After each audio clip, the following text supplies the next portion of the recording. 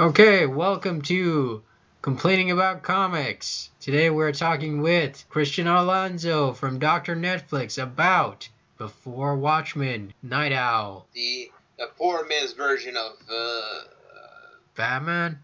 Blue Beetle. Yeah, okay. Although you can say Blue Beetle is a poor man version of Green Arrow. I don't know. So yeah, let's talk about that plot of Night Owl. Alright, so it's the story of Night Owl. It's a little bit of a team-up story between him and Rorschach. Yes. What happens? Well, like Mike says, the origin. We see him and Rorschach team up, and then we see him meet for the first time the mistress dominatrix chick, which apparently it sets off like Rorschach into an angry rage. Grr. And then we see Rorschach little side B plot story where he meets with a pastor. And apparently this pastor is a bunch of crazy pants. And then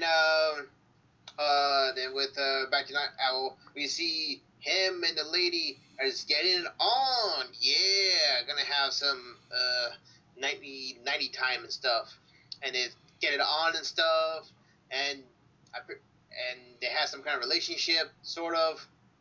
Yeah, and then Rorschach finds out the minute that the pastor is all bunch of crazy pants because apparently he's the one who's been killing all the hookers. He's the one, damn it, he's the one.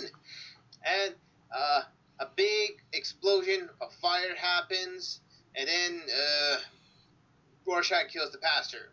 Then the end and stuff. So basically, Rorschach and Night Owl, how Night Owl, like, father dies, he's, like, abusive and evil or something like that, and his mom, like, lets him die.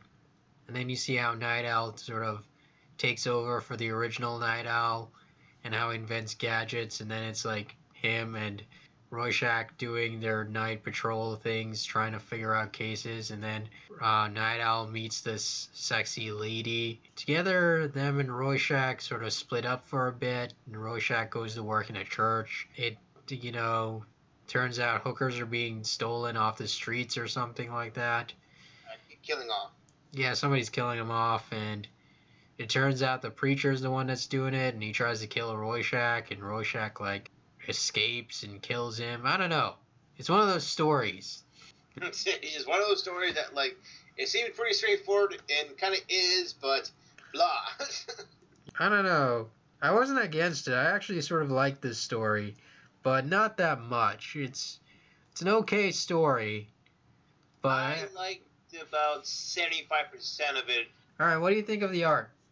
Oh, I really enjoy the art. I know that Joe Kuberg and his son did the art, and I gotta say, I really dug it. Like, it felt like it was going for its own thing, and I kind of dug that upon it. It's like, okay, I mean, that's about it. I enjoy it. With Rorschach, his entire origin story was already when Watchmen, so we already know his thing of what happened.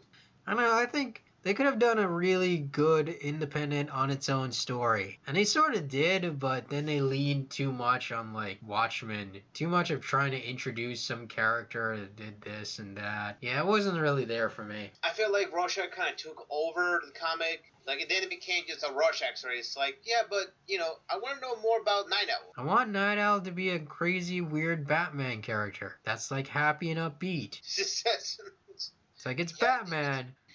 You already have that. It's called Batman 66. Only he's happier. Like, just campy and funny and fun. And that's the end of our story.